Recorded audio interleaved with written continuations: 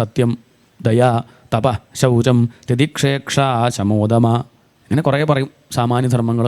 സത്യം എന്ന് പറഞ്ഞാൽ സത്യവിചാരം, ഉള്ളൊരു സത്യമുണ്ട് നമുക്ക്, അതിനോട് ചേർന്നും കൊണ്ട് പ്രവർത്തിക്കുക, അത്രയേ ഉള്ളൂ. അല്ലാതെ സത്യം ഇന്നതെന്ന് പറയാനൊന്നും പറ്റില്ല. ചിലപ്പോൾ ചില സമയത്ത് പറയുന്നത് കളവായിരിക്കാം, പക്ഷേ ആത്മാവിനോട് ചേർന്നും കൊണ്ടാവും പറയുക.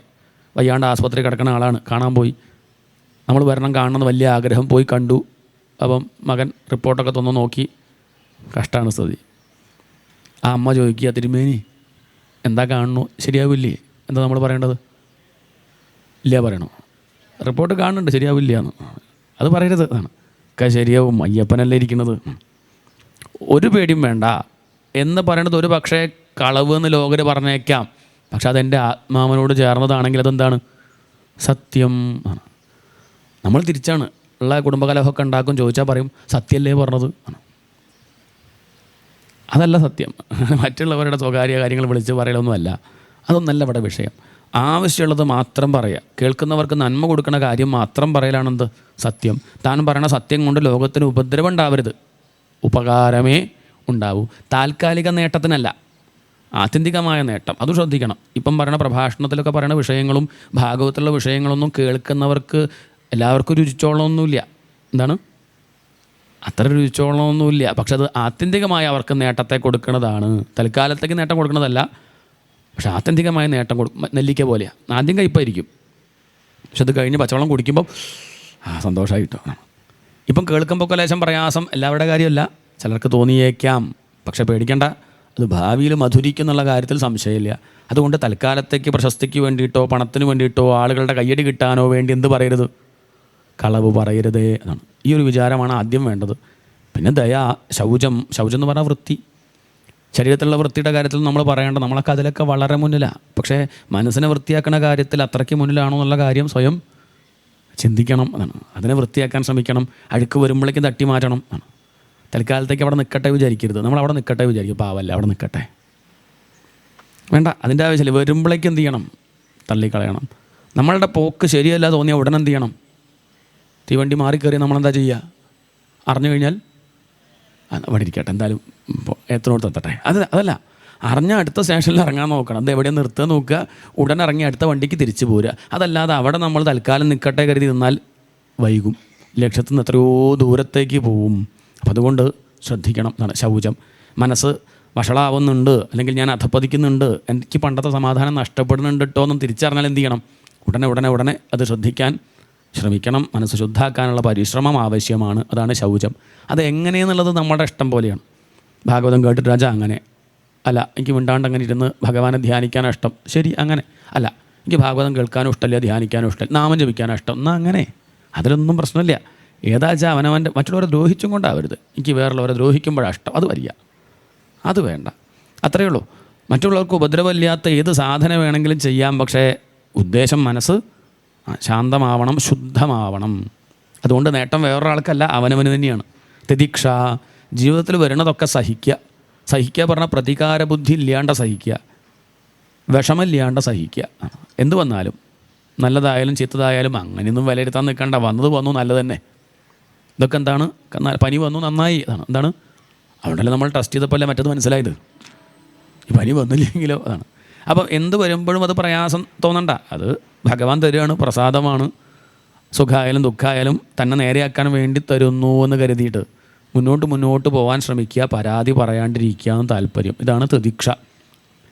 പരാതി പറഞ്ഞുകൊണ്ട് സഹിക്കലല്ല, പ്രതികാരം ഇപ്പം ചെയ്യണില്ല, മണ്ഡലമാസം കഴിഞ്ഞിട്ട് ചെയ്യാം എന്ന് കരുതിയിരിക്കലും എന്തല്ല, അതും തിതിക്ഷയല്ല. അതാണ് പറഞ്ഞത്. സഹനം സർവദുഃഖാനാം അപ്രതീകാരപൂർവകം ചിന്താവിലാപരഹിത സാ തിതിക്ഷ നിഗദ്യതേ. ചിന്തയില്ലാതെ, വിഷമമില്ലാതെ, പ്രതികാരബുദ്ധി ഇല്ലാതെ തനിക്ക് ജീവിതത്തിൽ വരുന്നതൊക്കെ സഹിക്കുക.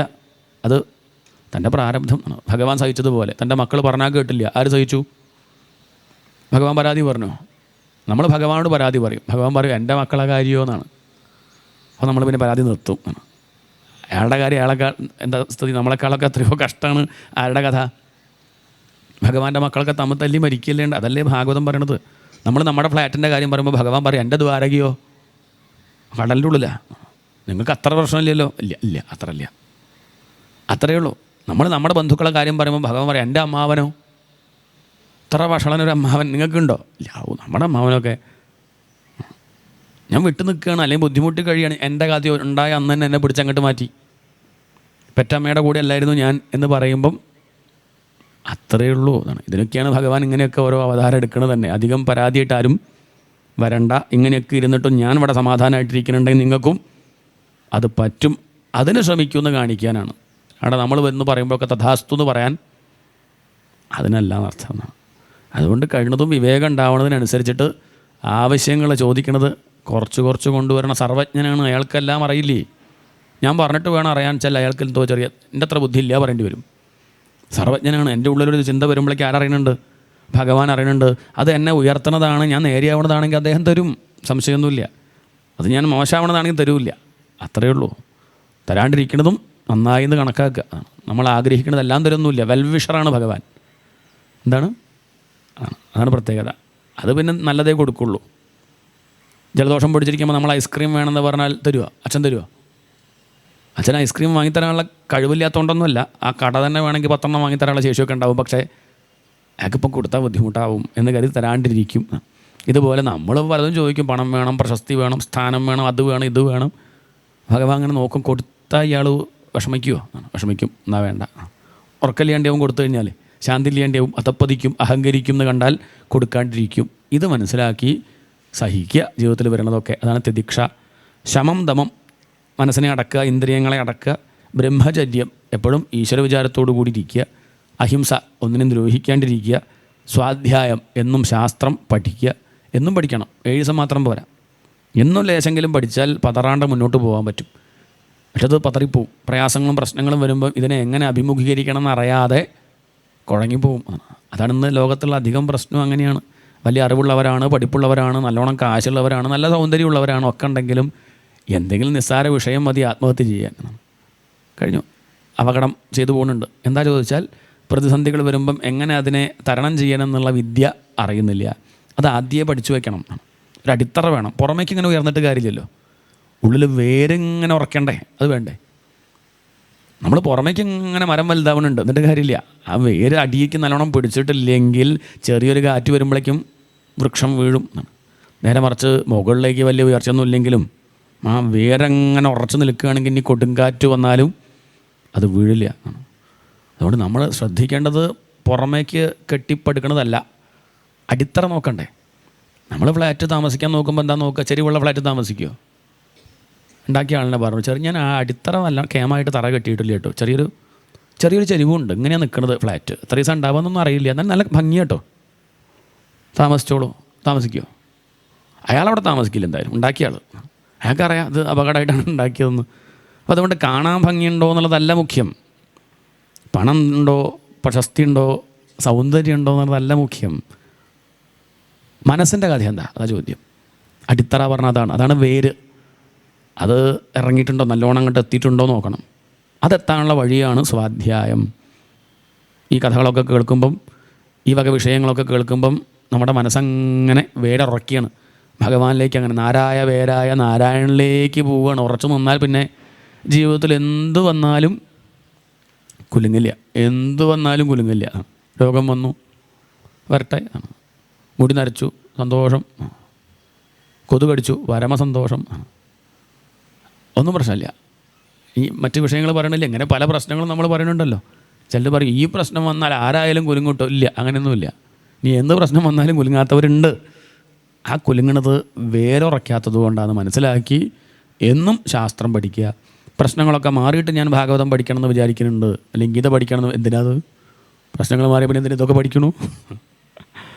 പ്രശ്നങ്ങളുടെ നടുക്കിരുന്നും കൊണ്ട് ഞാനിത് പഠിക്കും. പ്രശ്നങ്ങളുണ്ട്. എൻ്റെ അമ്മയ്ക്ക് ബുദ്ധിമുട്ട്, അച്ഛന് ബുദ്ധിമുട്ട്, ഭാര്യയ്ക്ക് മക്കൾക്കൊക്കെ പ്രയാസം, എനിക്ക് തന്നെ കുറേ ബുദ്ധിമുട്ടുണ്ട്. അതിൻ്റെ ഇടയ്ക്ക് ഇരുന്നും കൊണ്ട് ഞാനൊരു ശ്ലോകം ദിവസം വായിക്കും, പഠിക്കും, അർത്ഥം മനസ്സിലാക്കും എന്ന് തീരുമാനിച്ചാൽ മറ്റുള്ള പ്രശ്നങ്ങളൊക്കെ മെല്ലെ മെല്ലെ പോവും. ഇതതില്ല. ഇതൊക്കെ കഴിഞ്ഞിട്ട് ഇറങ്ങാൻ പറഞ്ഞാൽ അതൊന്നും നടക്കണ. തിരമാല ഒഴിഞ്ഞിട്ട് കടലിറങ്ങാൻ പറ്റുമോ? അതുണ്ടാവില്ല. ആ പ്രശ്നങ്ങളുടെ ഇടയ്ക്കിരുന്നും കൊണ്ട് തന്നെ നമ്മൾ ഊണഴിക്കണുണ്ടല്ലോ അല്ലേ. അമ്മയ്ക്ക് വയ്യ, ഞാൻ ഊണഴിക്കണില്ല, തീരുമാനിച്ചു. അച്ഛന് വയ്യ, ഞാൻ ഭാര്യയ്ക്ക് വയ്യ, എനിക്ക് രോഗമുണ്ട്, അതുകൊണ്ട് ഞാൻ 10 ദിവസമായിട്ടൊന്നും കഴിച്ചിട്ട്, അങ്ങനെയൊന്നുമില്ല. അതൊക്കെ സമയത്ത് ഇനി ഉറങ്ങണുണ്ട് എന്തായാലും. ഇനി ഊണഴിക്കണില്ലെങ്കിൽ ഉറങ്ങണില്ലേ? വയ്യ, ഞാൻ ഉറങ്ങണില്ല പറയൂ ആരെങ്കിലും. എവിടെയും കുത്തിച്ചാരി ഉറങ്ങും. സപ്താഹം കേട്ടിട്ടെങ്കിലും ചില അങ്ങനെ വരുന്നവരുണ്ടത് കേട്ടുറങ്ങാം, ആയിക്കോട്ടെ, എങ്കിലും ഉറങ്ങില്ലേ, ഉറങ്ങാണ്ടിരിക്കുമോ? വിഷമമുണ്ട് പറഞ്ഞിട്ട് ഇല്ല, അതുകൊണ്ട് വിഷമമുണ്ടെന്ന് പറഞ്ഞിട്ട് ഭാഗവതം വായിക്കാണ്ടിയും ഇരിക്കരുത് എന്നാണ്. പ്രശ്നങ്ങളുണ്ട് പറഞ്ഞിട്ട് എന്ത് ചെയ്യണ്ട.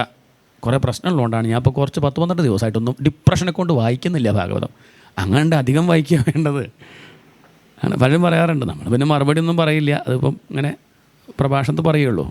വിളിച്ചു വയ്ക്കുമ്പോൾ നന്നായി, ആയിക്കോട്ടെ, എന്നാൽ അങ്ങനെ ഇരിക്കൂ, ഡിപ്രഷനായിട്ട് തന്നെ ഇരിക്കൂ, അത് മാറിയിട്ട് കാണിച്ചാൽ ഭാഗവതം.